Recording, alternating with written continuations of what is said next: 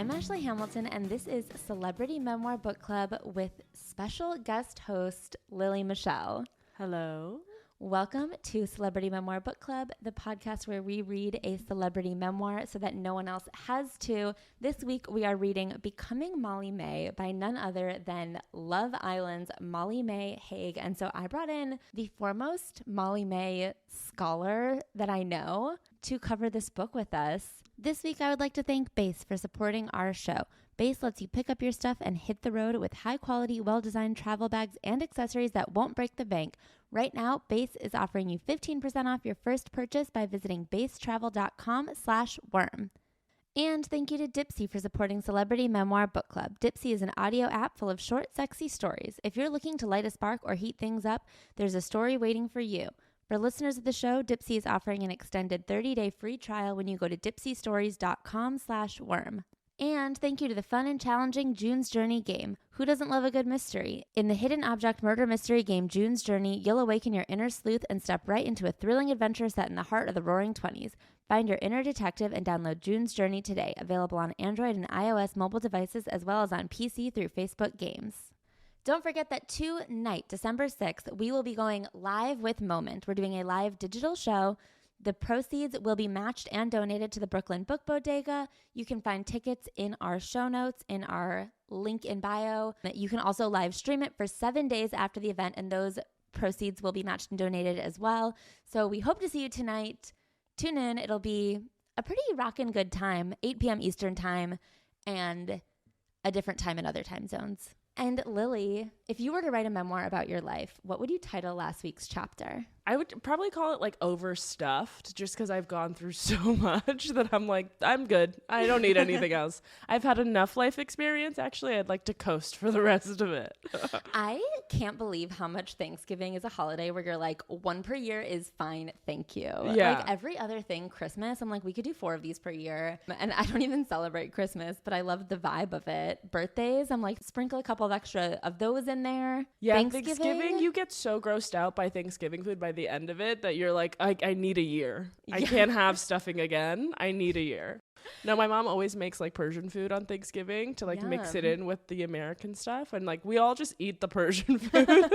And then the turkey just sits in the fridge until she's like, okay, I'm going to throw this out. Like the ceremonial turkey. Yeah. I don't know why we get it every year. Ceremony. Yeah. Nobody eats it. Okay, if I were to describe my last week's chapter, I would describe it as all for Bug and Bug for all, because I just signed a new lease. I am moving apartments. I wanted to anyway. I was really excited to move and get a new apartment, and 100% of my apartment criteria, I realized, was centered around Bug. There were a couple other things that I wanted for me, and then when I was looking at apartments, and you know, you had to like, New York real estate, you have to say like, all right, which is the 2 most important things? Everything else has to go. It was all Bug stuff. Bug stuff won. Because you're a mom now. We're moving into Bug's new apartment. Yeah.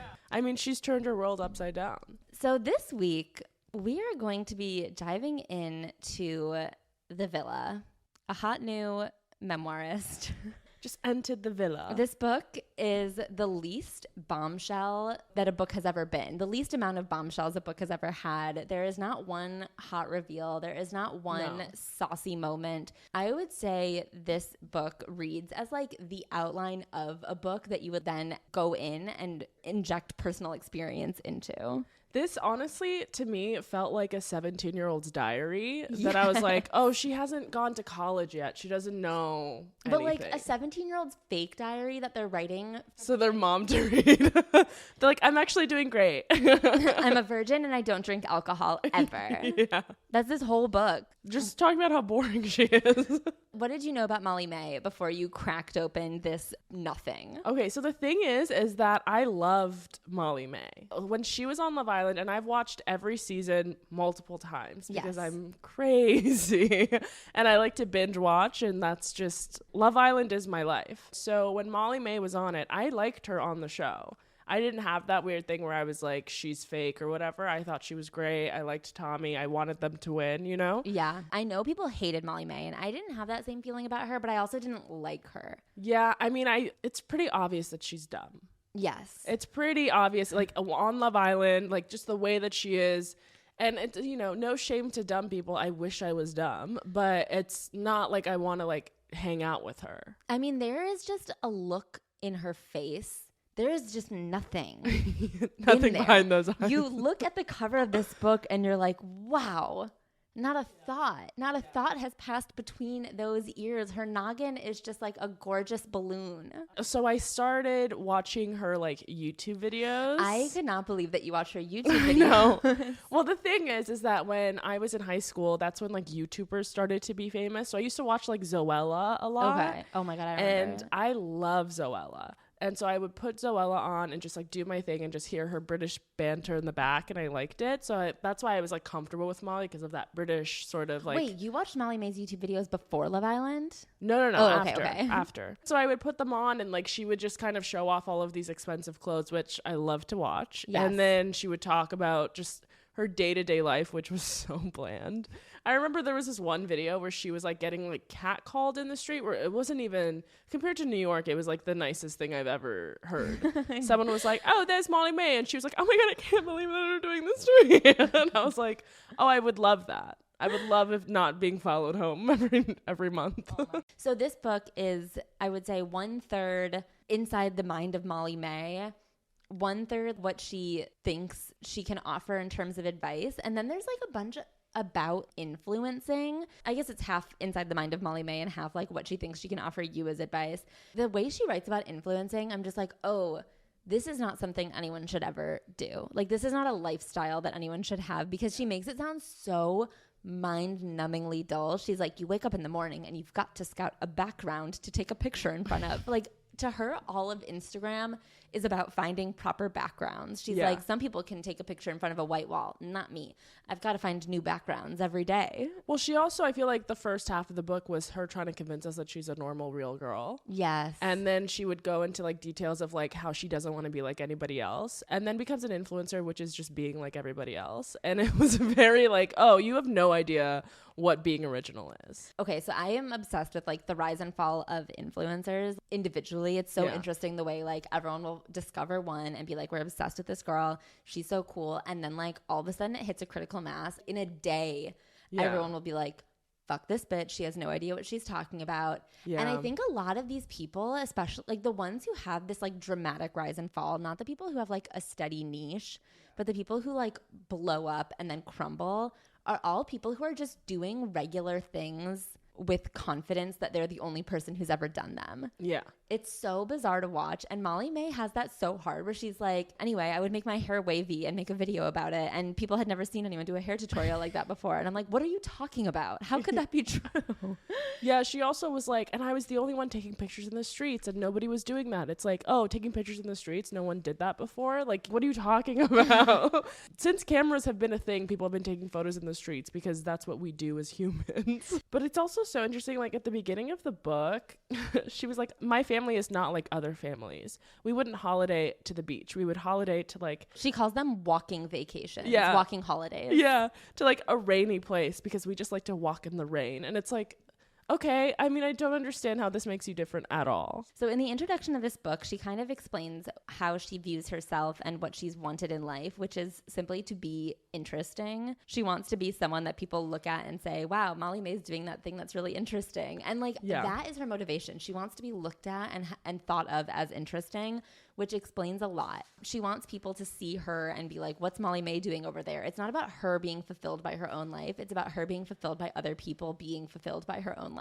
Okay, so the other thing about this book is that she knows that she gets in hot water for things she says getting misinterpreted. Yeah. So she'll backtrack everything she says. So like the nothing that she throws out there, she'll also walk back immediately. She's like, I wanted to not have an ordinary life. Now, don't get me wrong. I know that there's nothing wrong with an ordinary life. I know a lot of people would love a life that could be called that. And in many ways, the everyday parts of life, the times when I'm home, are ordinary, and those are what make me happiest. But I also wanted to be extraordinary. And it's just like, okay, I don't know.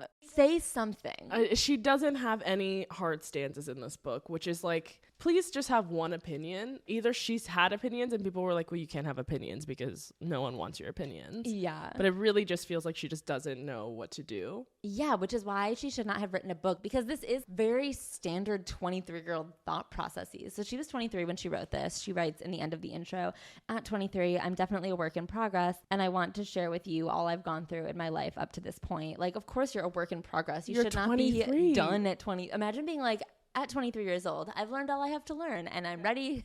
I'm good. It's like, no, you're not. Like, what are you talking? Like, I know 45-year-olds that are like, wow, life keeps changing. Like at 23, you're saying that you're a work in progress. You better be. Your brain's not even done. Yeah, your brain's not fully developed yet. So the desire to be different shaped all of her choices. Essentially, she goes, I've always been drawn to doing the unexpected thing, whether that was entering pageants, going to fashion school, and even having my lips done at a young age. What does she think people expect? I think when you're this dumb and it's just hard for you to see someone else's perspective because you're like, well, everyone has to be this dumb. Yeah, I guess like maybe she chose a different path than the two other people she went to primary school with. And so she's like, what would people not expect from me? I guess pageants. But what would I expect from a pageant girl? Probably to go to fashion school and then get their lips done. Yeah, I mean, her parents are like police officers and she talks about that a lot. And I think that's why she's like, well, I didn't follow that path. I'm not a police officer. And it's like, okay. Yeah, I don't do the same thing as my parents either. Yeah, it's so rare for you to do the same thing as your parents. So she opens up talking about her childhood, and she has like little personal statements from her whole family. She's born in 1999, which Jesus fucking Christ. I can't believe she's a 90s baby. That's shocking. I guess it's shocking, but also that sounds so young to me. I'm like, 1999, wasn't that like a month and a half ago? Yeah. The things that her family says are pretty interesting. Like Molly's mom, Deborah, as a child, Molly was strong-willed, adorable, beautiful, entertaining, funny, and loved putting on little shows. She loved the stage, but was never picked for the main roles, only ever the chorus. Just kind of proving that she's not the exception to the rule. So she writes a lot about how she was very interested in getting on stage from a young age, and she wanted to be famous, and she would go to all these auditions, and then she never got anything. So if you have listened to the Christine Quinn episode, to me, she reminds me so much of like a soft Christine Quinn, which is just like two blonde, pretty girls from normal towns wanting to be famous at all costs and then like finding it through reality TV, but thinking that they have a level of success that others could never have. They're like, do you know what I did? I never got anything until finally one day, after years and years of knocking on doors, someone finally said, okay, come on this reality TV show, and now I'm a star. And you're like, okay. Yeah, but I feel like they also don't understand the difference between a movie star and a reality TV star. They don't. Think it's the same thing, and it's like so different. This is the thing that I've been thinking about a lot lately, the way that I feel famous people think that by virtue of being famous, they have more life knowledge to bestow. Yeah. And it's like you are lucky in some ways, unlucky in other ways. Like not everyone wants to be famous. But also famous people, you have everyone being nice to you all the time. You actually don't know what it's like to like have interpersonal relationships because everyone wants something from you. So her mom writes this personal statement about, I don't know, how Molly is nice and cute. And then she was a talented cellist. But not talented enough. Not talented enough. Then she writes about her sister Zoe. Zoe is in the army. And then there's a statement from her dad. Okay, so another thing that her parents are obsessed with is the fact that Molly was born with a birthmark on her forehead. Yeah. And it seems like Molly herself doesn't care, but her parents cannot stop bringing up the fact that she was so different and everyone would stare at her. Her dad in his statement writes, I genuinely think that this birthmark defines some of her resilience to the media that she has now. And it's like, who was bullying a child with a birthmark? Yeah. Why would she have like developed a thick skin? Like she seems very unaware of it compared to her peers. It seems like the parents that are like, what are we going to do? The parents were bullying her about it. I really think they were. Yeah. But it's also like maybe that's why she feels like she stands out all the time is because you kept telling her that this birthmark made her stand out so much. It was on the top of her forehead and she had bangs. And it was a strawberry, like it was like a little red. I mean, this is the number one identifying factor of her childhood, I think. Yeah, because she didn't go through anything hard. So they were like, this little birthmark that we ended up getting removed was the hardest thing Molly ever had to go through. Then we get a note from her Aunt Jackie. Aunt Jackie was a big part of Molly's life. Aunt Jackie was the cool one who showed Molly Mae that you don't have to be a cop. You could be glamorous. And you can be into designer things. Yeah. Because her parents were so down to earth and they would go on these walking trips. Right. And Aunt Jackie was like, you could actually take a plane to Ibiza and party and have Balenciaga on your face. And that's fun. That is fun. Yeah. The weirdly passive-aggressive things her family says about her. She was fun-loving, caring, but very focused. I think she struggled to find her real passion in her early to mid-teens, but then when she did find it, she absolutely blossomed and really found out what she wanted to do with her life. I say this all the time, but why would someone in their early to mid-teens be expected to know what their passion in life is? Yeah, that never made sense to me. It also feels like every single one of her family members had a gun held to their head to write these, and it was like a job interview where they're like, what are your weaknesses? And then you're like, oh, that I'm always on time and I'm a hard worker, you know? The good things about Molly, that she's beautiful and focused and hardworking. The bad things is that she loves us too much. Yeah.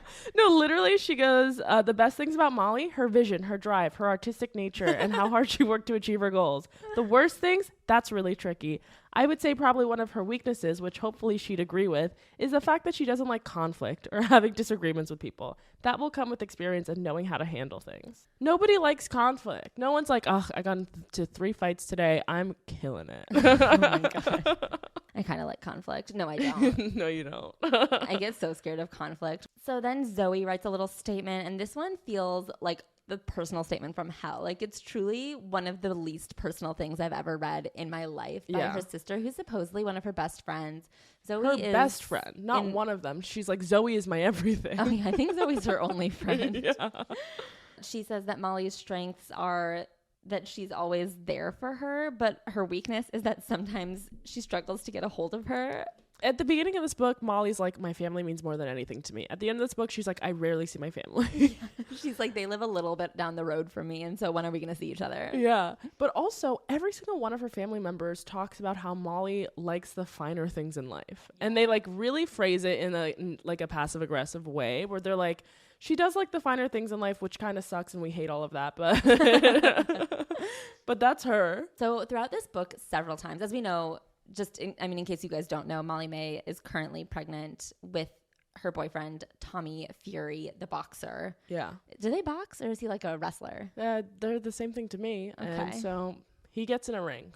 Yeah. And he punches. They hug each other. And they kiss.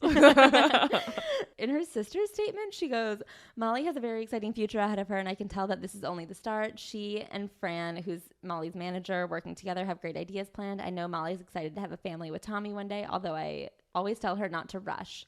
Several times in this book, Molly's like, I think I want to have a baby with Tommy soon. And as we know, she got pregnant like right after this book came out. Yeah, they got pregnant so early and they're just like so young. I guess I'm like, why at 23 was like, when should we have a baby? The numero uno conversation on everyone's mind. And from my cynical mind, it feels content driven. Yeah, that's actually a really good point. Because she was like, I ran out of background, so I needed to add a baby to the photos. Yeah, so a huge thing for Molly Mae is the fact that she's so obsessed with having unique backgrounds for all of her photos. I was doing some research before this episode, and I went to the Instagram that they have for the house that she and Tommy are remodeling. Yeah. It is beige. So one of her YouTube videos, when they moved into that place that eventually got robbed, we'll talk about that later. Yeah. So she has this video. She goes, this is me and Tommy's dream apartment. And it was all beige. Everything about it was beige. All the furniture they got was beige. It was so lame. And I was like, this is like a big apartment. You could have done so many cool designs. It looks so dated to like a 2019 Kardashian aesthetic. Yeah, it really does. She's very heavily influenced by the Kardashians. But like not the current season, like 10 seasons ago, you know, when they first started.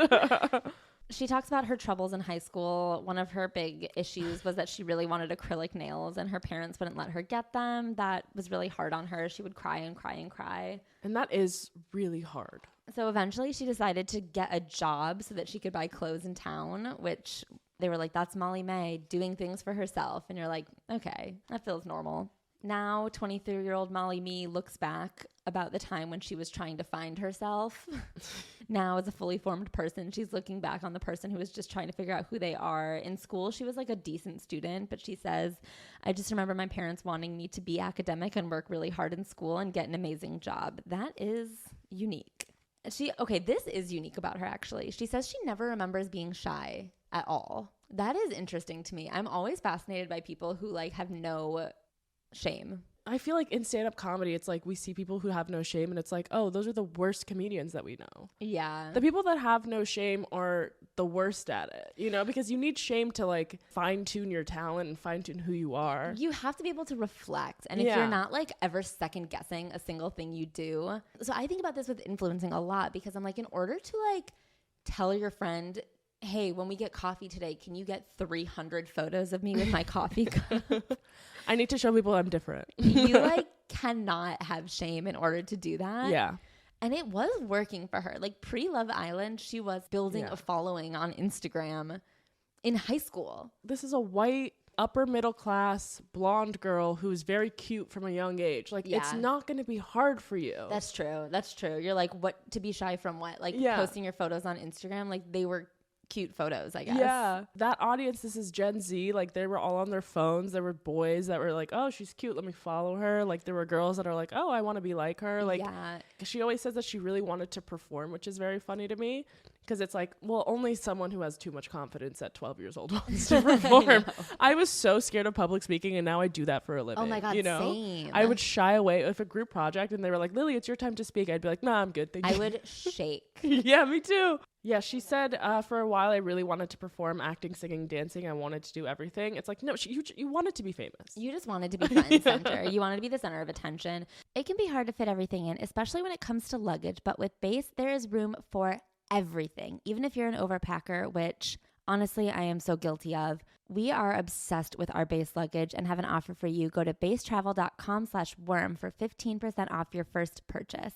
I have the Base Weekender, which is this gorgeous, and when I say gorgeous, I mean I am shocked by its beauty. It's this gorgeous bag over the shoulder, has a big strap if you want to kind of dangle it on a one shoulder. I like can't stop shouting from the rooftops how incredible this bag is. There's a pocket for everything, including shoes. I hate when my shoes touch my other clothes when they're in a bag. Or, I mean, you can use that pocket for other things too, heat tools, whatever you want. But for me, having a shoe pocket is the end-all be-all of perfection. You know when you stop to check yourself out in a mirror when you're walking by and airports have a couple full-length mirrors just scattered about? I like stop and check out my bag. Base was created by the actress Shay Mitchell to make sleek, affordable bags, luggage, and accessories designed to help you travel effortlessly while still looking fashionable. They've thought of everything you could ever want in a piece of luggage: 360-degree gliding wheels, a cushioned handle, a built-in weight indicator, washable bags for your dirty clothes, and all of the interior pockets you need to keep you organized. Every piece is made to look better with miles, so you don't have to worry about it in cargo or overhead. Right now, Base is offering our listeners 15% off your first purchase by visiting basetravel.com/worm. That's BEIS travel.com/worm. So then she talks about getting inspired, finding her passion. In high school, she discovers Instagram. And she is passionate about Instagram right away. She says, it's changed a lot in the years that I've used it, but I've always loved Instagram from such a young age and always enjoyed using the app. Not just to post, but to scroll through. Okay. That's what we all use it for, but she's original in thinking that, you know? So she was like posting influencer style in high school, which I guess is a thing now. Is that Addison Rae, He's All That movie? Was that real? Because I remember watching that being like, why would a high schooler wake up and like go live before school? This is such boomer writing. And now I'm like, am I the boomer? Yeah, no, is it this feels real? that way. That movie, like Do Revenge or something. Yeah. I saw that too. And I was like, oh, this is crazy to see how much it affects their like high school lives. Because like in high school, I was just so scared of getting my period in my pants, you know, like, but you think about like likes and stuff like that, like things that I to this day still don't want to think about. Yes. She's posting influencer style in high school. One of her early big posts was that she showed how to do her hair, and everyone was like, oh my God, that hairstyle video you did was incredible. I remember watching like YouTube videos of hair, like kids doing their hair, and just like, you're like, yeah, you wait for it to sizzle, and then that's when you know it's done. Like, they're not giving good advice. No. Like, they're kids. She writes, it wasn't as if I thought, I know I can make money from influencing, let's try that. It was a really organic move because it was my passion. Yeah, you were in high school. And then she had 8,000 followers by the time she was 16, which is nuts. That's insane. And that was a really big deal in her high school. And she says it affected her whole life. She like never really had any boys' attention before that. And then when she had followers, guys were like, who's that girl with a lot of Instagram followers? And I like that she's like, and that's a good thing. And you're like, no, that's actually a really, really bad thing. It is not good. Yeah. People are using you from the age of 16. Okay, so there are a couple times in this book that really make you wonder if she has a single friend besides Zoe, her sister. Yeah. She goes, a lot of my friends used to ask me to give them shout outs on my Instagram account, and I always used to say no. Even back then, I cared about how I was coming across on social media and what my Instagram looked like, and I took a lot of pride in that. Excuse me? Well, that is insufferable. Yeah. I think if I was in top-level British high school and I asked someone to tag me on... First of all, I can't imagine asking someone to tag me on Instagram. Unless it's a picture of me, I'm like, don't forget to tag me. Yeah. You know? And if they said no, what is wrong with her? I think she's like super protective because that's the only friends she has are her 8,000 followers. To this day, those 8,000 people are her 8,000 closest friends. Then we've got another little insert from Zoe about how her and Zoe were so different because she would wear like stilettos to the movies and make Zoe take pictures of her, and Zoe was like, that sucked. Yeah.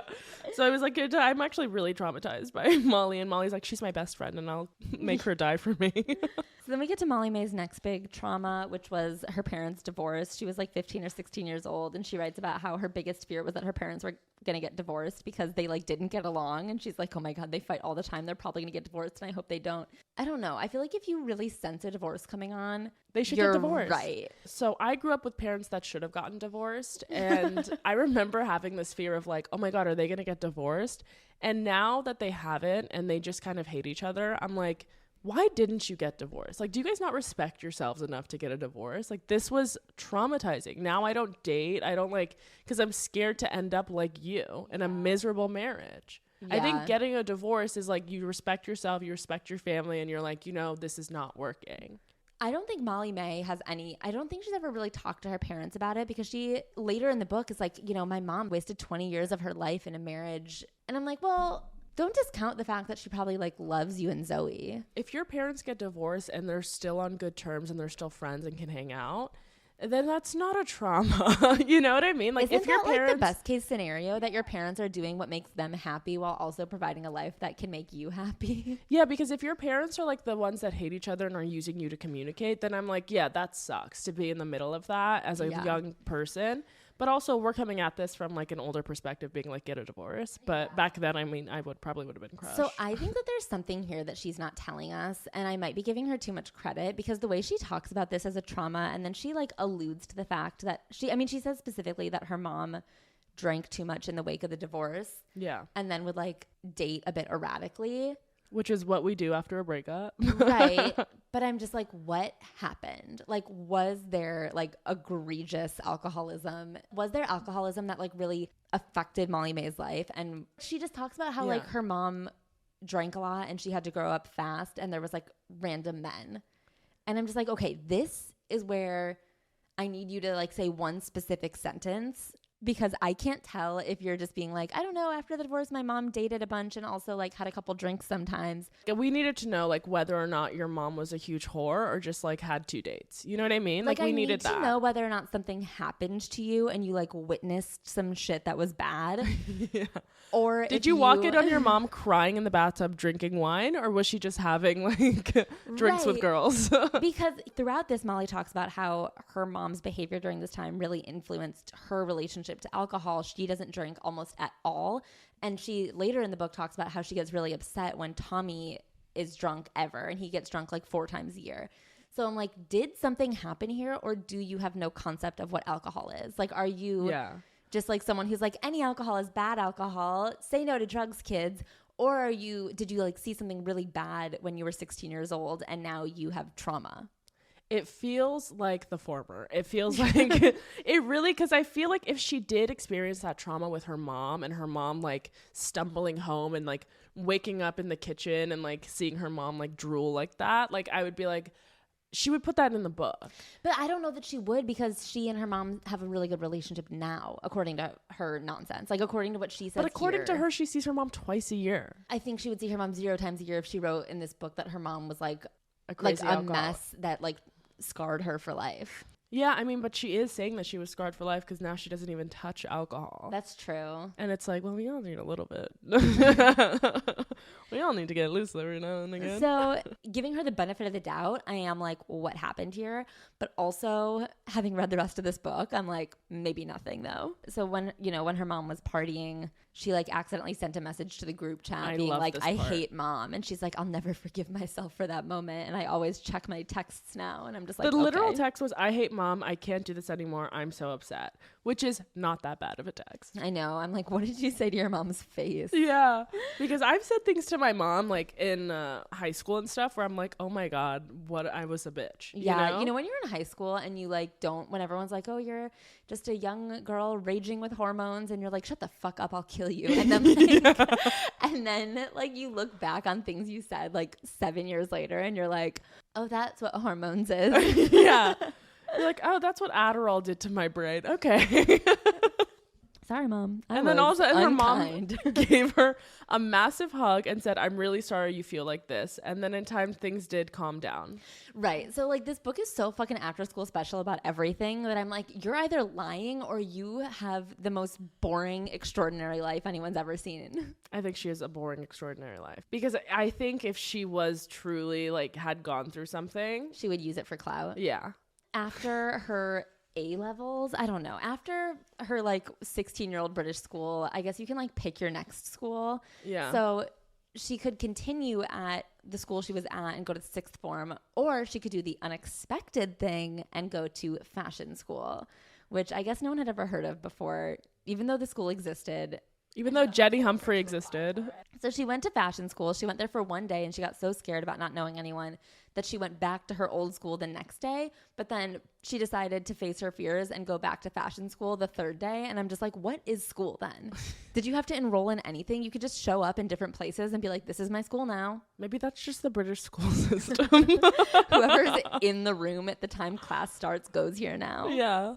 She spent 2 years there, ended up getting a level 3 qualification in fashion retail. The course covered buying, merchandising, and window dressing. It was very broad, but because of my passion for fashion, it came naturally to me. She talks about finding her style. She says, as someone who went to fashion school, of course, I tried to look really cool. But I also like to wear the most comfortable things, so I'll wear a lot of stuff that just is easy to put together. Other girls can recreate my outfits really easily because they're nothing too crazy. This is like just the most elaborate way anyone's ever been like, I dress boring, but people copy it. It's crazy to me that she like thinks she's a fashion icon when most of her pictures are in the most basics or just like sweatsuits. And also she has like photos in this book where she shows you like what she wore to fashion school. Just regular clothes. Literally a red puffer, black jeans, and then high heels. That's her at fashion school.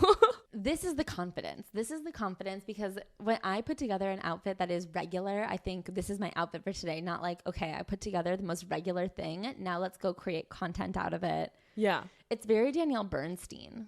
She talks about how early when she started getting followers and trying to really develop her Instagram presence, she would like buy clothes and do a haul and then return the clothes. And then sometimes she would forget to return the clothes and her mom would get mad at her.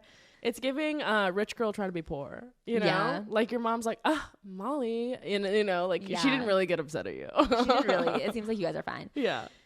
So around this time, she gets into pageants. I forgot to say earlier that one of her hobbies when she was in high school was Irish step dancing. And she's like, I always did the unique thing. And I'm like, is Irish step dancing that unique in England? I really don't think so. I feel like there's way too many people that are like, I used to do that. Yeah. Like I knew people who did it at my school in Illinois. So she's talking about how she discovers pageants because her favorite thing about Irish step dancing competitions, I don't know how to pronounce the word that you say for competitions. FEIS. She realizes her favorite thing about the Irish step dancing competitions was putting on like a curly wig and doing a full face of makeup. And then she finds out about pageants and she's like, oh my God, you can do the wig and the makeup and not have to dance. And she was like, I found my thing finally. Yeah. So she does a pageant and then she realizes how much pageants actually require you to spend the entire year like raising money for charity. So she doesn't do that well, but she does like she places like 12th. And then she goes back the next year ready to fucking crush it. And she gets like runner up, I think, or she wins. Oh, she won one of the titles. So I don't know how many titles there were. And then she got to go compete in China. And this is like the last pageant she ever does. She goes to China. She made a bunch of friends and she placed like runner up, I think. And from doing pageants, she gets to really like dive into her love for hair and makeup, which is like some of the things she's absolutely most passionate about in the world. And she really looks at those rejections and not winning certain things as paving the way for her to do different things. She says nothing in this book. She's like, I got rejected, but then I did something else. And you're like, okay. Every like chapter or paragraph title, it's like you think you're about to get, it's like edging. You're like, she writes, my world opens up. And it's like about Instagram. So she starts getting serious about Instagram after her trip to China. I think she already was. I feel like every 10 pages she goes, I started to take Instagram really seriously. Yeah. It feels like you always took it seriously. And also she starts doing YouTube, but she doesn't do it as a passion. There's a quote where she goes, I knew YouTube could be a job. I didn't do it because I thought it was a bit of fun. I thought something could come from this. And it's like, yeah, she just truly wanted to be famous. Yeah. She's like, I knew about how YouTube worked. One video could blow up and then people would just find your channel. So she does a hair video, of course, that blows up. People love watching her do her hair. And then she starts working with brands pretty quickly because she's like, there was this one extensions brand that I'm pretty sure was looking for someone with blonde hair. Yeah. And you're like, I can't believe they hadn't found it. It's crazy to me that white privilege was never once mentioned in this book when it's like truly the whole book. I do not think she knows what that is. Yeah. And then she also goes, I wasn't keen on making any of my other jobs my career, ... And it's like, no, it's pretty obvious you wanted to make Instagram and YouTube your career. You were like 16 years old telling your friends, I take my socials really seriously. I cannot tag you. Yeah. I knew social media meant I could turn myself into a business, and that's what I wanted to do. And so then she does a quick little divot into some of the actual jobs that she's had. And keep in mind that she went on Love Island when she was 20. So these are the jobs she had as a teenager. She was a lifeguard at one point. It was a quiet job, but it came with a lot of responsibility. They used to tell us that if someone drowned on our watch, it could be taken really seriously. I mean, yeah, no, a death would be kind of serious. Can you imagine being a 17-year-old lifeguard, having someone die on your watch and then being like, oh, was that my fault? She goes, oh, I shouldn't post today on Instagram. The background of him drowning in the pool shouldn't be there. So then she works at a gym, and this was pretty important to her because it helped her learn that working out was a passion and not a career opportunity.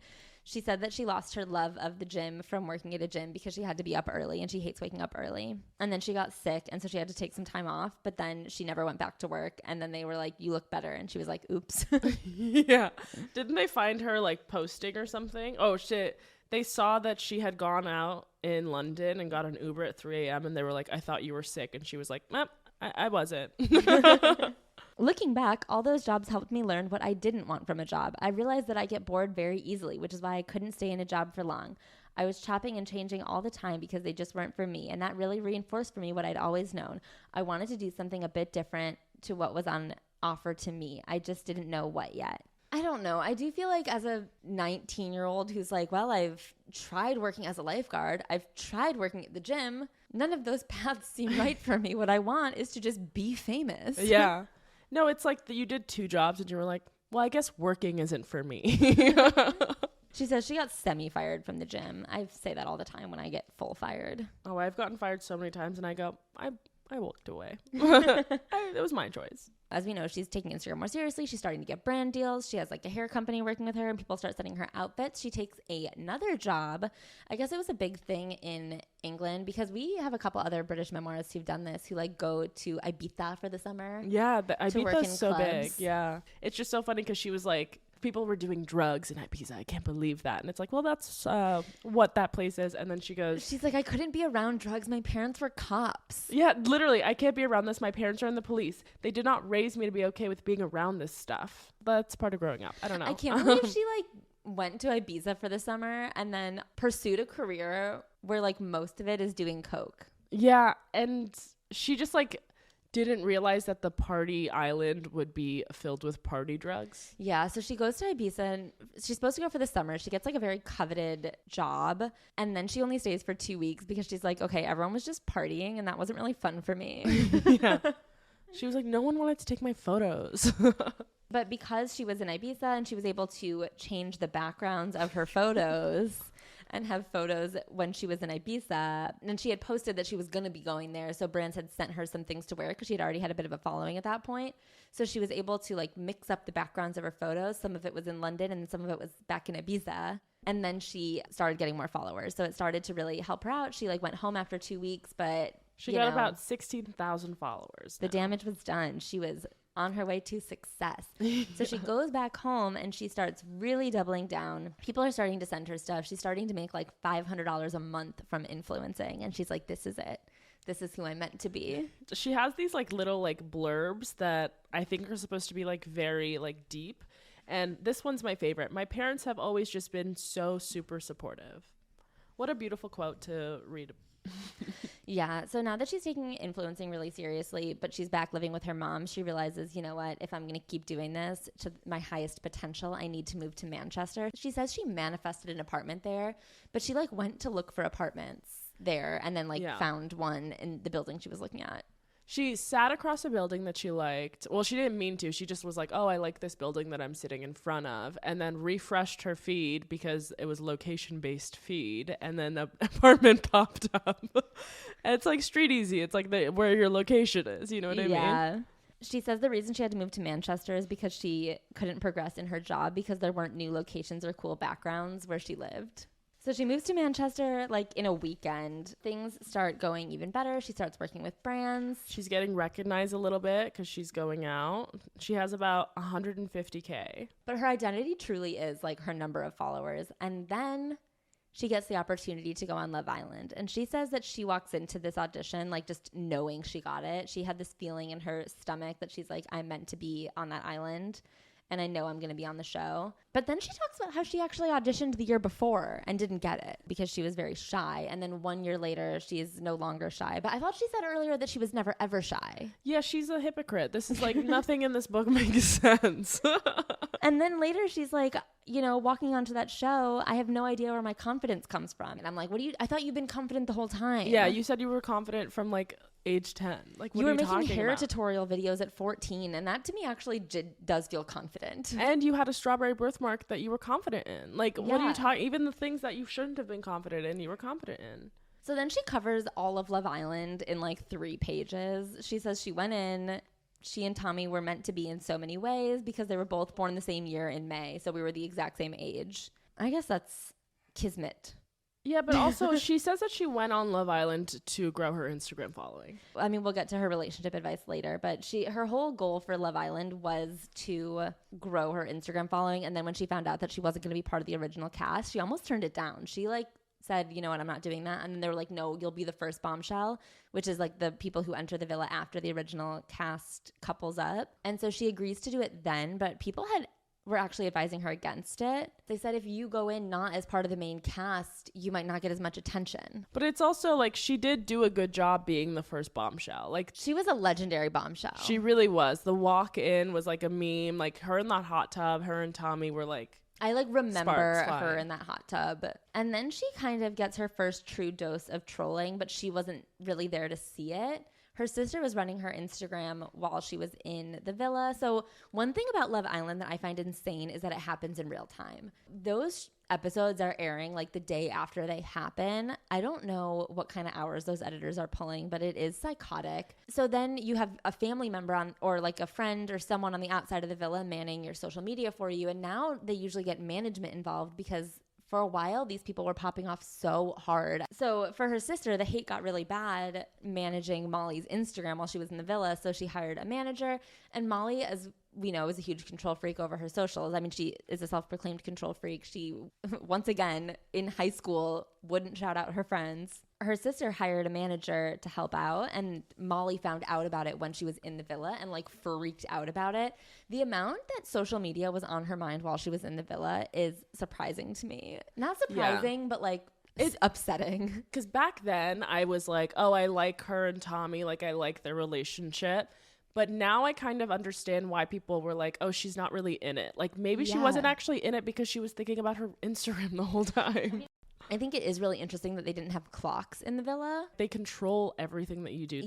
And also when you're eating, like they don't let you talk to each other. Yeah, or if you're going on a date, you can't talk to them before the date. For the final week, when you're a finalist, your families come into the villa and like meet your potential partner or whatever, whoever you're dating. It's so weird when they become like official boyfriend and girlfriend in the villa, because I'm like, what the fuck does that mean? It just means that if a bombshell comes in, you can't look at them. Yeah. You know, you can't let your head be turned. Yeah. How dare you crack on with someone else? Yeah. But what's interesting is when I do remember that family visit, because Molly Mae like cried so much. Yeah. And at the time I was like, oh, she loves her family. And now I'm like, oh, she missed her Instagram. She wanted to know what was going on with her Instagram. Then, as a part of the show, Islanders get to see their relatives, and my mom and sister came on the show to visit me. I tried to find out what was happening. What's going on with my Instagram? Who's the person managing me? They said they'd tell me when I came out. I was so frustrated. My sister, bless her, knew how much I wanted to know what was happening with my business. I was looking at her saying, Zoe, what's going on? How many followers have I got? Quietly, she drew the shape of a 2.2 for 2.2 million on her leg. I was stunned. Oh my God. I remember her nodding. It's good. But I did get a sense that it's good and it's bad. It's a lot. Yeah, I mean, you don't just get that many followers and like no hate. Yeah. There's not a single person that has so many followers that doesn't get hate. You just get hate. I mean, there's not a single person who has like a very moderate amount of followers who doesn't get hate. Everybody gets hate. Like, unless you have a private Instagram where it's like just your friends, someone's gonna be a little mean. Yeah. And sometimes your friends are mean. Yeah. So she talks about before the finale, she and Tommy were staying in a hotel, because I guess they let you go to a hotel to get ready. And someone left a TV on, and they were watching coverage of Love Island, where the reporters were talking about how much everyone hates Molly Mae. And I guess in the villa, Molly and Tommy were the front runners to win, because everyone was like, oh, they're the only ones with like a real relationship. That was, I guess, not what was happening in the outside world. I mean, we know that that's not what's happening in the outside world. I remember everyone hated them because they thought she was fake. They find out that everyone hates them, and so then they get second place. I mean, I do think her and Tommy genuinely love each other, but in a way where they both love the same things and value the same things in a relationship, but like they don't love each other the way that like I hope to love my future partner. Yeah, and the way that you love Bug. Yeah. No, it's interesting because at one point she goes, oh my God, people know who my boyfriend is. They're going to know who I am. This is actually what things are going to be like now. She's so happy. Yeah, you're so happy, but also like you knew that going into Love Island. Like you knew people were going to know who you are. It was you went in for Instagram followers. Everyone on Love Island since season 1 has become famous in the UK at least. You become famous. Like, yeah. I don't understand why she's like, oh, and I didn't expect it, when her whole point in going in was this is going to grow my following. Her whole goal since she was 11 was to become famous. Yeah. And then she's like, wow, gee, look at me. And it's like, okay, well, you put in a lot of time and effort finding those backgrounds. It was the best feeling in the world to get it back. This is about her phone, but it was a bit of a reality check. As much as I'm so happy to have my phone back, as Tommy and I were sitting on our beds on our phones, I realized real life is back. Before, we'd been talking to each other because we had nothing else to do. That bubble burst so quickly. Real life hits you the moment you get your phone back, and that's it. You're out of your dreamland that never really existed. That never really existed makes me be like, oh, you guys weren't in love. Okay, here's the thing. She does not strike me as a bright bulb. Like, he seems like just like a happy idiot who thinks of nothing. Yeah, he really feels like a golden retriever to me. So I'm wondering, for 8 weeks in the villa, what could they have talked about? Like, I'm sure they have nothing to talk about now, because like any conversations they could have been had. Yeah, and I'm sure the new conversations are like, how was the fight today? The fight was a little different this time. I got 2 more punches in. And she's like, oh, you're so brilliant. I'm so proud of you. Yeah. I woke up at 10 a.m. instead of 11 a.m. I'm really working on becoming an early riser. She like hates waking up early. Okay, so she gets back to reality, and everyone's calling her Money Mae instead of Molly Mae because they think she was just there for the money, which she like was, but not the Love Island money. No, she was there for the money that she was going to make influencing. Yeah, which is like honestly the smarter long game, but like she was there for the money. So she got a manager in the villa, and then she was so skeptical, and then she was like, and then the moment I met Fran, she is the love of my life. I love her more than Tommy. I would die for her. She really does. Yeah. She loves Fran because Fran gets her money, and she really is Money Mae. She's like, my friends call me that as a joke now, and I'm like, are they kidding? Yeah. I don't know that they are. And I don't think what she's doing is wrong. I mean, we live in a capitalist world, baby. Get that money. But like, I mean, if I was getting that much money, I would also be like, yeah, I'm Money Lily. Please call me Money Lily. Then we have a section on her relationships, friendship, and love. I don't know that there are any, so I think we can speed through this. She talks about her inner circle, which is mostly her sister and like 2 other people. She doesn't like to have too many friends because she doesn't have enough time. And I'm just like, okay, Molly. She also then says that she spends most of her time at home doing nothing. And I'm like, okay, then you do have time for friends. Like, I don't understand. She's one of those people that doesn't understand what a friend is. Yeah. Like, she thinks in her eyes, a friend is someone who gives you everything that you need, but you don't really reciprocate. I mean, we'll get to her big friendship falling out, which she, again, gives no details on because there's nothing in this book. But this is the one thing that I felt was actually quite relatable. She talks about having friends in different sections, and she doesn't really have a friendship group, but she has like a bunch of random friends. Well, she says that they're from all different backgrounds, and I'm like, they're definitely not from all different backgrounds. They're all white. But they are maybe like, you know them from different places, like your pageant friends and your like lifeguard friends, yeah, are maybe different people. And she's like, it is stressful when you're doing a birthday party because it's not like one group of people hanging out, it's like a bunch of people who don't know each other.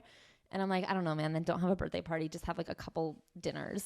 I don't think you need a friendship group. Like, we're not in high school anymore, you know? I mean, it's like nice to have a couple of couch friends. I think that's all that's important. Couch friends are people that you can hang out on the couch with. Yeah, no, that's most of my friends. So she says she doesn't get FOMO because she just doesn't like socializing. And I'm like, okay, Molly. But it's crazy. She goes, I'm just not a social butterfly. And then at the beginning of the book, she was like, I'm a social butterfly. But she actually talks about her friendships in high school. And she mentions that she wasn't part of the most popular group. She was just had like a group of friends that were kind of the second tier girls who were like not cool, but not uncool. Yeah. And then she's like, a couple years later, when I had gotten my braces off and my acne had subsided, I was able to join the popular table. And then, you know, I didn't end up staying close with any of those girls. And now I don't really have any friends from school. And I'm just like, yeah, that's because you spent all of school social climbing. You like abandoned your actual friend group. And then the other girls actually didn't like you. Yeah, they just wanted you because you had the following that you worked so hard to get. It's just so interesting that people like will abandon everything for like the idea of popularity, but popularity does not matter. But it's also interesting when you have continuously abandoned things for the idea of popularity. I mean, at this point, I guess this is only over a span of like 7 years because she's 23 when she's writing this. That's so true. But when you like keep abandoning things for the idea of popularity and it never leads to something fulfilling, like I hope eventually she learns a lesson. Yeah, I don't think she'll ever learn her lesson. The way that this book is going is just like, she's just like, and I'm okay with that. And anyways, moving on. And you're like, okay, like on your deathbed, you're not going to be like, well, at least I joined the popular group. You know, you're going to be like, oh, who's around me right now at my worst? Oh my God. Imagine her like slipping in and out of a coma. And every time she comes out, and she's like, how many followers now? Anyway, so she does have trust issues because of a friendship falling out that she had. And also now that she's more successful, she doesn't know what people really want from her. And that's been hard on her. She says that this friendship falling out was very difficult for her. We were really, really close, but completely grew apart. And now we're not friends anymore. It was all a bit tricky. She felt I was unsupportive because I'm not great at keeping in contact with people. But we had both changed. Every day I was waking up thinking, is this the day that our friendship is going to end? Is this the day that we're going to have a big fallout? That's not how you're meant to be with your friends. Friends are supposed to add to your life so that you really want to see them and you want to hang out with them. Okay, so to break it down here, what I'm hearing is the reason I wasn't checking in on this friend is because they were boring as fuck and there was nothing to check in on. If you want me to check in on you, give me something I want to hear about. No, it's really interesting that she woke up every day thinking about this friend but couldn't reach out. Yeah. And be like, hey, what's up? I'm thinking about you.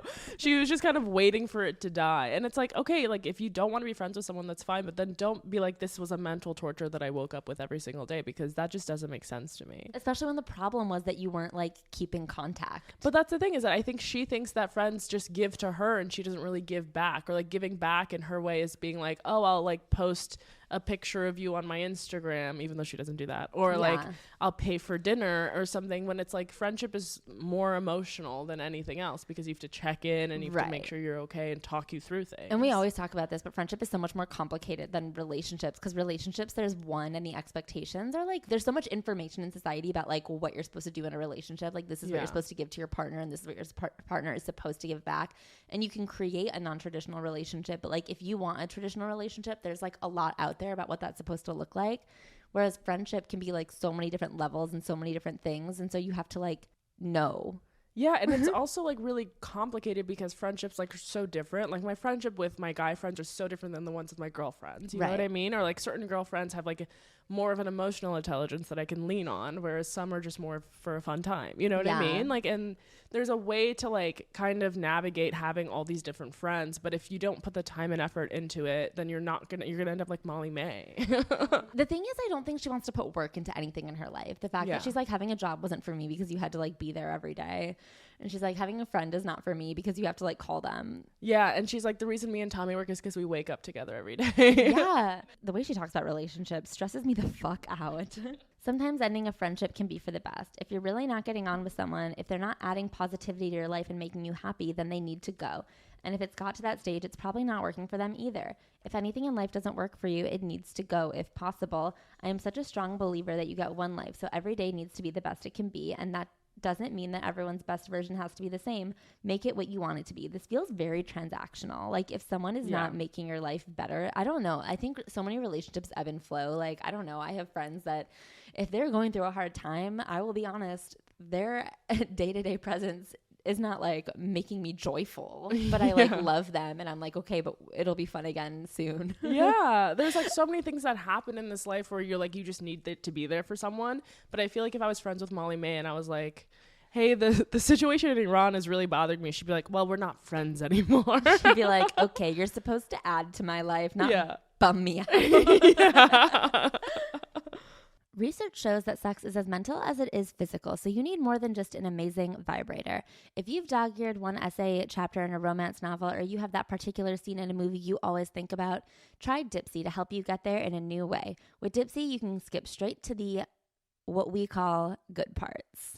Dipsea is an app full of hundreds of short, sexy audio stories designed by women for women. They bring scenarios to life with immersive soundscapes and realistic characters. Find stories about that sexy coworker, that barista with a British accent, hooking up with your yoga instructor.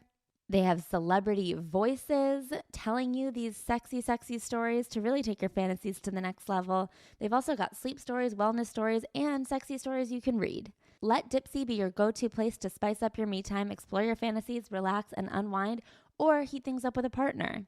Every time I go into my Dipsea app, there is something new, there is something exciting, there is something I didn't even know that I wanted, but all of a sudden I was like, wait a second, is that what I'm into? It's the perfect way to find out, to explore, to experiment. It feels like just the perfect judgment-free zone to really discover yourself.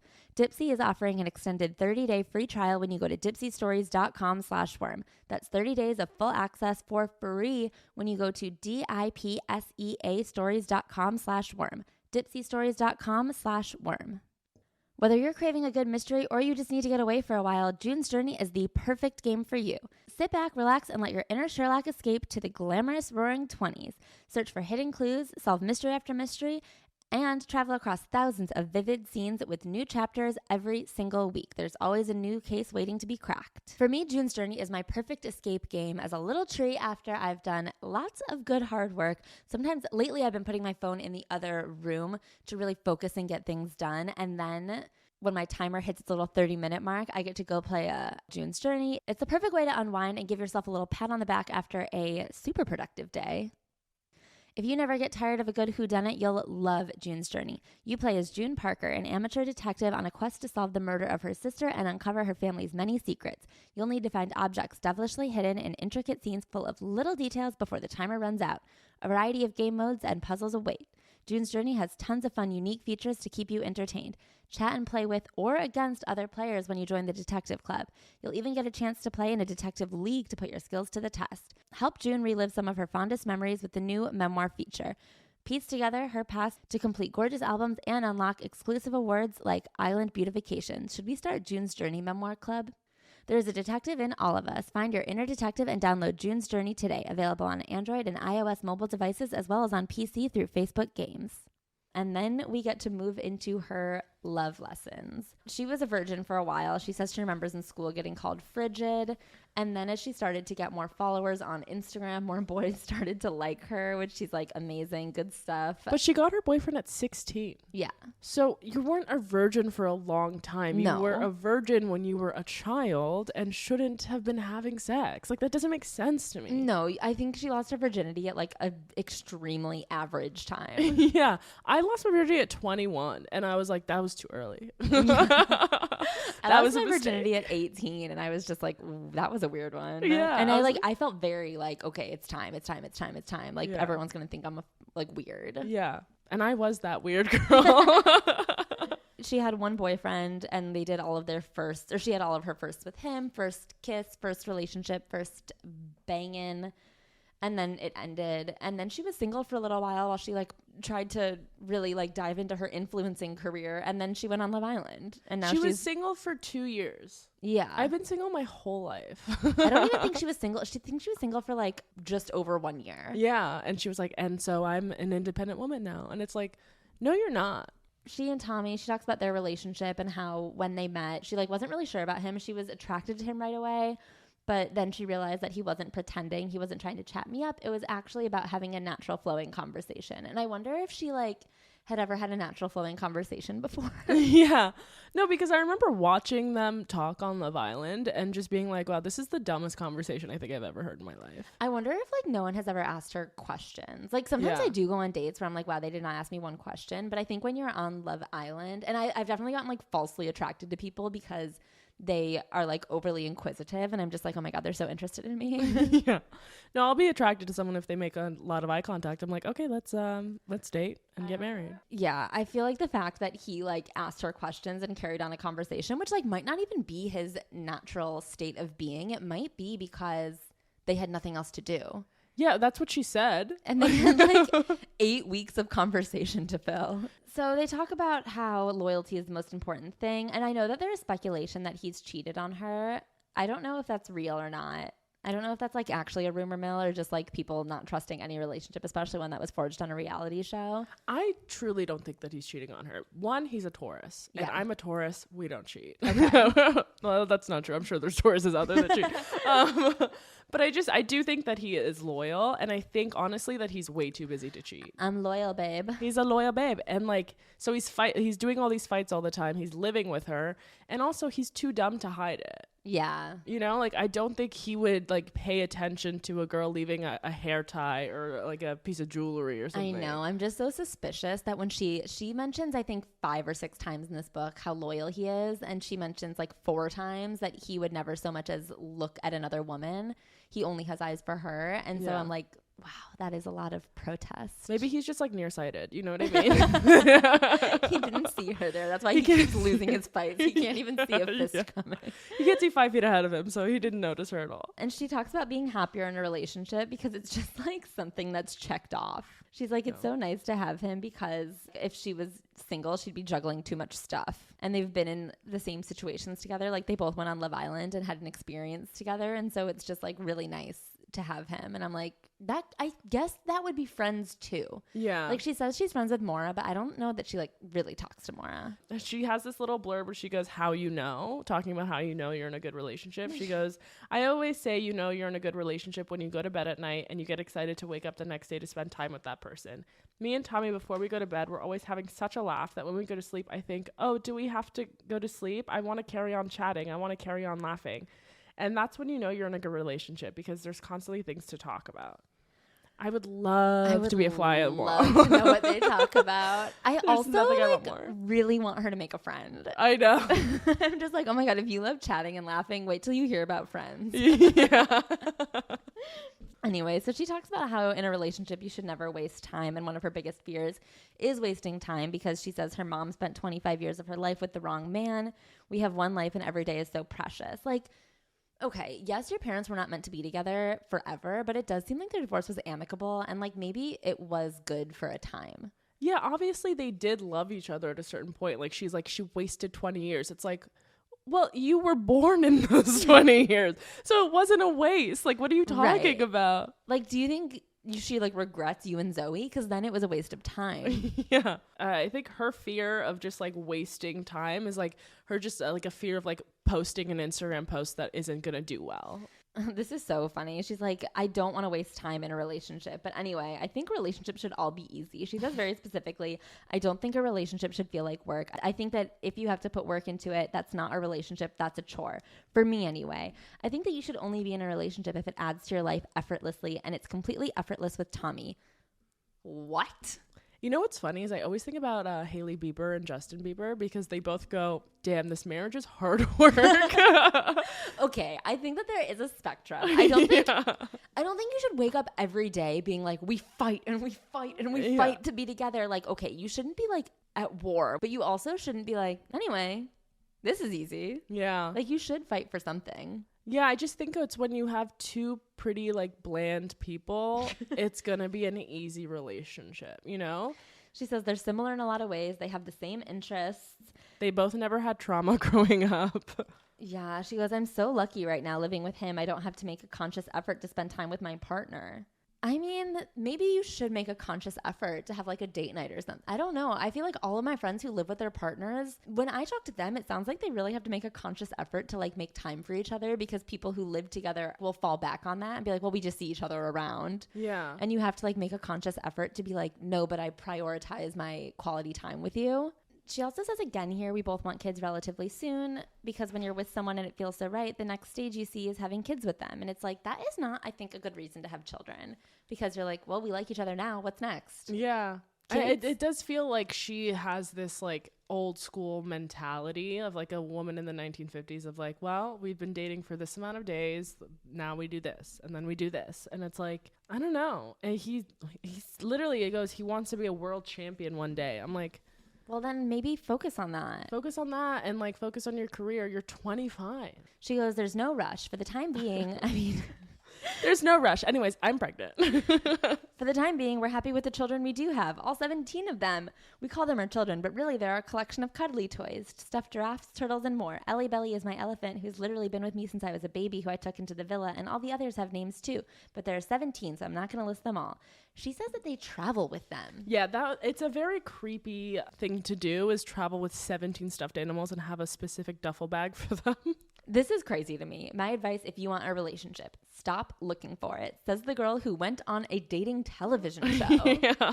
I mean, I know she went to get followers, and so she was like, I wasn't looking for a relationship. I was looking for Instagram. I was looking for a relationship with all of you, my beloved followers. But still, to say that, that's like my least favorite advice, is like, it'll come when you least expect it. It's so funny because I've been given that advice as someone who's been single for my whole life. Oh my God, same. People give me that advice all the time. And I'm like, okay, I deleted my dating apps. I'm not expecting it at all. It still has not come. Oh, yeah. Like, it's been 28 years. Tommy's take is that he knew Molly was the one for him when he saw her in the hot tub on Love Island. When I first laid my eyes on her, I thought, yep, she'll do for me just fine. That is not romantic to me. I know, but she did look really hot in that hot tub, and I did remember seeing his face like light up, because the whole time before she was there, he was like, I'm looking for a blonde, I'm looking for someone in Manchester, like, and it was like she ticked all of his boxes. Okay, now we're into the meat of it. Molly's beauty journey. So now we're getting to Molly's beauty journey. As you guys know, Molly is famous for having too much filler and then getting it dissolved. This is like the only time in this book that she like contemplates action, shows feeling towards. And because it has to do with her appearance and the way that people are perceiving it. If it was something else, whereas people were perceiving something negative about her, I don't think she would care as much as this filler thing, because it's not like what she looks like. It truly is like the hardest decision she's ever made, was like what to do about her filler. I didn't even know that they had these packages, but she was like, they had full face packages where you could get your lips, cheeks, and jaw done for 400 pounds. And I was like, why would you do that? She first starts talking about her birthmark and how she like didn't give a shit about it, but her parents were always like, God, your life will be so hard if you keep having that birthmark. And she's like, I think it's actually kind of fine, because she like likes standing out. Yeah, she loves it. And so I don't think, it doesn't seem like she ever had an issue with it, except for the fact that adults in her life kept being like, That's disgusting. Wow, beautiful girl, except for that heinous mark upon her head. Yeah. So she ended up getting it removed, and now it's just a little scar. Then she moves into talking about her relationship to makeup and how she kind of doesn't like wearing that much makeup. Which I don't believe. Prove it, I suppose. Everyone I meet that like doesn't like makeup, like just doesn't wear makeup, you know, Yeah. like even influencers, famous people, like you'll see so many people not wear makeup, but all of her posts, she's like in a full face. And then she falls into the filler trap. So she's living in Manchester and she decides to get a little bit of filler put in her lips. And she does this because she sees like other influencers getting filler and she thinks that that's what she has to do to succeed as an influencer, which I do find very sad. Like I do think that if you're getting something done to your appearance because you think that that will help you succeed at influencing, that is not a good reason to do it. But you guys know I'm pro. I mean, I get Botox in my forehead. You have filler. I have lip filler and I get Botox in my jaw because I have TMJ and I love it. I think it made me happy. It's not like I was like sad or depressed before, but I was like, oh, let me do this. I call them my breakup lips because I broke up with a situationship and then I got them. And I don't know. I just like doing it and I like how it looks and I'm not like, I don't feel the negative stigma from it. Like if someone's like, ew, you have filler, I'm like, ew, you have a face. Like get away from me. Yeah. Okay. So here's my thought on getting work done is I think that if you have a very specific thing that you are insecure about and one change will help that, then why not? Especially if it's like a non super invasive procedure. Yeah. But I do think that when someone is just like unhappy and they start getting things done, it's like kind of how I feel about tattoos, which is funny because she compares filler to tattoos later. I think that if you're like in a bad place and you're like, I don't know, I need to make a change, so I'm just going to like get something permanently done to my body. Like it is about the vibe when it happens. If you're like, this is cool and I want to get this done for me, then it's good. And if you're like, I'm going to do this because I don't know what else to do and you have no direction with it, then it will get bad. And one thing that happens a lot with filler is people who like are just hoping overall it changes their head. They don't know like where to go and where to stop.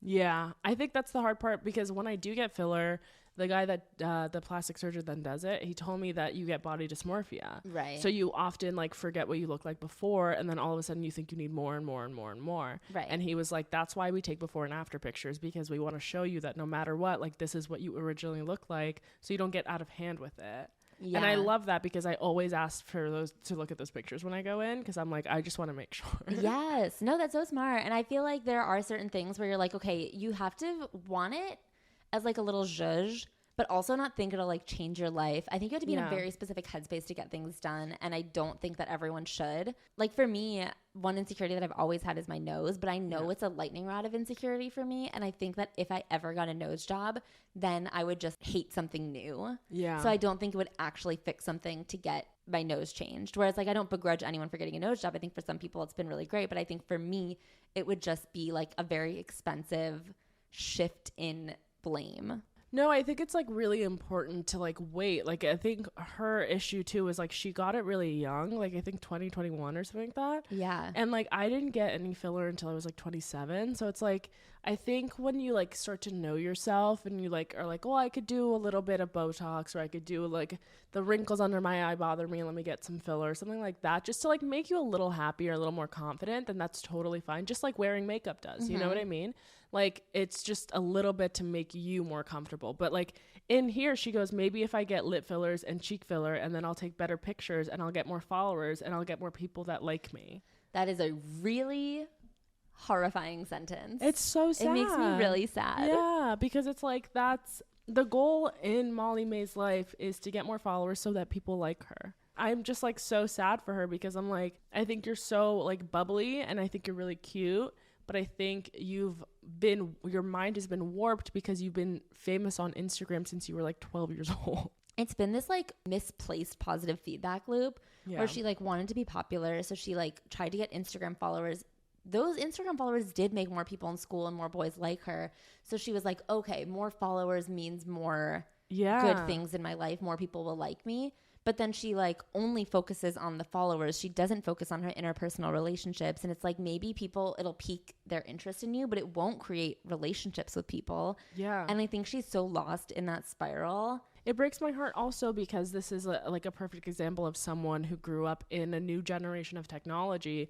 And now that technology is going to keep going and keep advancing, like who knows like how bad this can spiral for some kids. Like Yeah. she's 25 pregnant and like has millions of followers, and it truly like it does not seem like she's like having a good life. Right. And it's like that makes me so sad because they did an interview for like all these little kids, and all these kids are saying that they want to be an influencer now instead of like these regular jobs that like I remember being like, I wanted to be a pro tennis player, I wanted to, you know, be a firefighter, whatever it was. And so it's like, I think we're getting away from that and we're getting more into like this influencer shit that's like not really for everybody. Right. And I think that you like get into this like loop of like people liking your post or following you means that they like you and they care about you, but they don't. They don't. Yeah. So there's been so many deaths on Love Island because like they're wrapped in this like I need to be liked by everybody mindset instead of like being like, do I like myself? Yeah. Do I like the people that I'm surrounding myself with? Yeah. So she gets filler done for the first time in her lips, and then she goes in to get the full package. And then she completely loses sight of what her face looks like. She says that for a while, after she like kept getting more and more filler, she was still convinced that it would look good. And one day after getting a fresh round of filler, she posted a video on her YouTube because she like had a deadline to get it. She's very obsessed with getting her videos out at a certain cadence. And she was still swollen from a fresh round of filler, and she looked insane. Bad. We were looking at the picture earlier, and I thought someone had like joked, like face tuned it. You know how some people do that? Like it was like so like her cheekbones were out, her jaw was out, and then it was in, and then it was out. It was like so warped and weird. She says it took me a really long time to realize that my face didn't look better, that it actually looked worse than what I started with. My once sharp jawline was looking more like jowls, sort of hanging underneath. My lips felt lumpy, uneven, and unnatural. Over time, I got a bit more and then more, and now it just didn't look right. Eventually, I admitted to myself, this just doesn't look right. It just isn't me. And she calls her sister and is like, do you think my filler looks bad? And her sister was like, fucking yes, dude. What? Her sister being like, oh my God, I've been saying this for years. Yeah. So finally she gets it dissolved. She says, you know, it was supposed to make me feel better, but in the end I felt horrendous. And it's like, it wasn't supposed to make you didn't get it to make you feel better. You got it to get you more followers. And to be liked. Which won't make you feel better. She said she put up a video about getting her filler removed, which she's like, originally I wasn't even sure I wanted to talk about it, but then I decided this is content too. Yeah. And also we would notice. Yeah. That's how much filler you had in. And it sounds like it was a really hard decision. She was very emotionally attached to the filler, I think, as something that she thought would make people like her. But what I also don't understand is like Tommy was seeing you every single day. How did he not notice? Does he look at you? I don't know. She's like, he only has eyes for me. Yeah, he's blind. And he doesn't he's a look blind at man. anybody. So this is another one of her little sections where she ends up saying nothing, because I do agree that the way she got filler was not healthy. And she's like, I guess no one should do it unless you want to, but don't. But if you want to, you can. But like, don't do it the way I did, and don't do it at all. But if you want to, you can. Yeah. And it's like, Molly, say something. Make a statement about, I made a mistake because I was insecure about the way I was coming across on social media. But the problem is she doesn't know. She doesn't have that self-awareness. Yeah. She doesn't know how to like be a person. She's just, this whole book is please like me. So now she embraces being natural. She feels good about using her natural face. She says her lips were the hardest thing to let go of, which I'm like, then get lip filler. Yeah. You could just have a little bit. I know someone that gets half a syringe on their lips, and it's the smallest difference, but like, she loves it, you know? Do your research, but most of all, stop trying to be something you're not. Remember, the way you're born is completely perfect and individual. You don't need to try to look like anyone else because you're not that person. You are you. I don't think she understands anything she's saying. I think she went on Pinterest and copied pasted a lot of quotes, but you don't believe that. That's not what you think or do. Your actions say otherwise. This next one, finding body confidence. I'll just tell you up front, we are going to cover a skin cancer scare, dealing with weight fluctuation, endometriosis. And a mole she got removed. I mean, it's just like, though that's not what body confidence is. Yeah. Because also she doesn't have body confidence. I guess we'll like get into that. she's trying to be confident that her body doesn't have cancer. So she writes about post Love Island, when she was just a lot busier, traveling a ton and taking much less time to work out. She said she fell out of love with exercise. And then there was a photo of her snapped on a photo shoot where she looked like much heavier than the version of her that we got to know on Love Island. Yeah. And she's like, that photo, even other photos from that shoot looked good, and they weren't even filtered. They just chose the worst photo of me. She tries to make this about like coming to terms with weight fluctuation and varying lifestyles, but instead she's like, but I did figure out how to lose the weight, so now I'm happy, but I could have been happy then, but I wasn't. You're trying to be confident and you're trying to like come across that you're confident in your body, but you like cried and freaked out and you were like threatening to like call the Daily Mail to take this photo down. She did call the Daily Mail. She called the customer service hotline and said, hello, this is Molly Mae. I'd like to talk to you about some photos you posted of me. Oh my God. See, that's so sad. So then she like tries to talk about the fact that it doesn't actually matter at the end of the day. And it's like, and she acknowledges, you know, if someone has the body type that she's upset about, it's like upsetting for them to see a photo saying like, look how bad Molly Mae looks. And this is, you know, someone else's every day. But I don't feel like she understands what she's saying or what she wants to say about it. She's like, I think the proper thing to say is everybody is beautiful. I think she was like, it's not cool that they called me fat, which I agree. It's not cool to get fat shamed or people posting pictures of your body that you're not comfortable with. I get that. But the problem is that you're not comfortable in your own body. Yes. And then you're preaching confidence to people. Right. And you're also sitting here as like a very thin and conventionally attractive white girl saying like, everyone's beautiful no matter what, when you're like the epitome of using white privilege to like do nothing for as much money as possible. Yeah.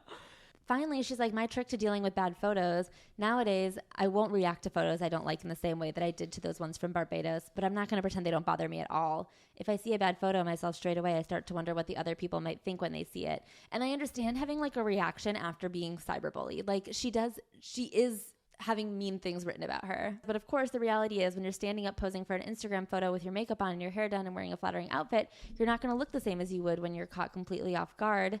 So she looks through her like Instagram photos to be like, no, I am hot. I think the lesson is I am not my body. Yeah, my body weight fluctuation doesn't define me. I think Rihanna was the one that was really like, yeah, my body changes and I love it and I don't care what you guys think. Yeah. And that made me be like, yeah, same here. Because there's days where I look good, days where I don't. Then she has a skin cancer scare. She has a mole that's been on the back of her leg for a long time. Her mom called the producers when she was on Love Island and is like, the mole looks different. The mole's getting bigger. So then they started having the medic check it every day. And then for a while, every doctor told her it was fine. Then one day she gets it biopsied and they're like, this is not fine. So she's supposed to have a procedure to have the skin around it biopsied to see if the cancer has spread. But then they're like, yeah, you know what? We were actually wrong. It was never melanoma to begin with. Yeah. Okay, so now we have like 100 pages about what it's like to be an influencer and how important it is to her to connect with her fans. And I'm just like, ooh, It was truly a hard read. The most important thing to her is developing finding loyal followers. And I'm just like, start a cult, man. I don't know. It's so crazy the way she like takes so much care in like analyzing what works and what doesn't work on social media, but like won't develop a human relationship. Yeah. Keep posting what's natural to you. Sundays are the best days to post. I'm just like, what are you talking about? It is so funny that she's like, I like to be effortless with my posts. She goes, I love how effortless it feels to post whatever I want that day. I love when a feed feels unplanned and easygoing. This whole book taught me that you are not effortless with your posts. Well, she writes, I find that my followers interact better with me when I'm a bit free. So she's like, okay, act natural, act natural, act natural. This will perform better. Which also feels like something a prisoner would say. Oh my God. She like explains how she does her photo shoots with the cool backgrounds that she finds. And how she's honest on her YouTube. She goes, nothing's a secret on my YouTube. People know they'll get the real raw version of me. People come to your YouTube when they're really invested in you and they care about you as a person. Because why else would you watch a 25-minute vlog of someone's holiday? If you're investing your time in watching a long video of someone's day, you're really only doing that because you want to see what they're up to and hear what they're talking about. That's not true. No. Also, that is so sad to me that she's like, these are the people that care about me. It really is sad that she's like, well, why else would you watch my YouTube videos? She loves a one-way relationship where that's how she treats her friendships and all, like everything too. She's like, I will talk at you. And if you need something from me, what are you talking about? You're just one of my loyal followers. Like we don't know each other. Yeah. And she's like, I have a million more that I can just contact. But it's like, I've hate watched so many things on YouTube. I have things in the background. I don't care about you as a person. I'm just putting things on. Or even if I do, it's not in the same way that like a human that knows you would. Yeah. You have to really focus on what your audience is looking for and get rid of whatever they're bored by. She is so focused on being like, what do these people who consume me want? But like none of her energy goes to like humans. I know. She's not like, what did that friend that I broke up with need from me that I wasn't providing? I bet the friend went through like a miscarriage or something, and then she was like, please, I need you. And Molly was like, no. She's had controversies in the past, which she doesn't address at all. She talks about taking business deals, working with brands, and how even though people call her Money Mae, she actually says no amount of money is worth ruining my relationship with my followers. If I don't believe in a brand, I won't work with them. Give me the list. Tell me who you've said no to. I know. I would love to see it. She says that she went from admiring brands to working with them and launching her own business, Filtered by Molly Mae. I love when they do these chapters, like pitching their products that they own. And I'm like, okay, I believe you. She talks about how in business meetings as like a CEO, she doesn't call herself a CEO, but she's a CEO. She says, I feel that the people I've worked with are really respectful of me and my team. I'm very lucky that I've never experienced ageism in a way or sexism. I've never come out of a meeting and felt, core, they really looked down on me. Do you think that's true? No. I mean, I believe that she's never felt that way. I believe that she doesn't have the same experiences as a lot of people in those rooms because she is a white, attractive woman. But I also think that she is so dumb that if someone was making fun of her to her face, she'd be like, thank you. I don't. She just rambles. I can't believe how many words this is. No, you can see it in her YouTube videos too. She's just such a rambler, and she talks so fast, and you're just like, I'm sorry. What are you saying? Like, what are you actually saying right now? She's really worried about wasting time, and that is like a very 23-year-old perspective. I feel like a lot of 23-year-olds that I've spoken to will be like, I'm worried about choosing the wrong thing, taking the wrong job, like wasting time here, and it's like, babe, you can keep starting over until you're like 70. Yeah. Like you're not trapped in anything. It's so interesting. She like does the practicing self-care, and she goes, if people were ever wondering who the Molly Mae is that nobody sees, the answer is that it is the Molly Mae that you do see because of my YouTube. I'm so honest on there, and it's such an insight into how I live my life. And it's like, dude, like... I guess I do believe that is her, but she hasn't, like, even become herself yet. Yeah, I believe that that's you, but I believe that you are in, like, your first form. Yeah. Like, this may as well be miles to go. Like, there's nothing in it. Yeah, it really does feel like a 17-year-old girl wrote this. She talks about how now sometimes she'll go on a trip and, like, leave her phone for a day. And I'm just like, you have experienced so much growth. Yeah.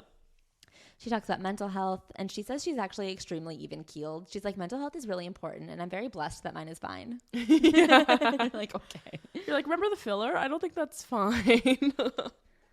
She talks about the break-in that she and Tommy had, and it just made her scared for a while, but now, like, you know, experiences are more precious to her than things. It's crazy how like the break-in is a traumatic thing to happen to you. Yes. And it was like 2 pages long. And that was it. And you talked about influencing for 400 pages. And the most traumatic thing, the most interesting thing was the last chapter of your book that was like, anyways, bouncing back. And I mean, she ends the book by saying, I know how lucky I am to be able to share my story with you, especially as it's a story I'm still writing. In fact, this is only the first chapter. I can't wait to see what else there is to come. Why did you write a 282-page first chapter, Molly Mae? It was so long and repetitive. I loved Molly Mae before this book, and now I feel bad because I wanted to like her, you know? Same. And then after reading this, I was just like, oh no, this sucks. I guess I like wonder why she did this, because she's doing very well financially. My final thoughts on Molly Mae is that I hope the baby changes you. I really hope this baby comes into your life and your brain chemistry is like, you grow up a little bit. I hope she stops to enjoy the humans in her life. Yeah. I hope having a human that is her responsibility helps her appreciate people. Anyway, where can people find you? You can follow me at Lils Michelle, Lils Michelle on Twitter, TikTok, and Instagram. And my podcast is called Sad Tits. I will link all of that stuff in the show notes. So go follow. And thank you guys for tuning in this week. We'll see you next week.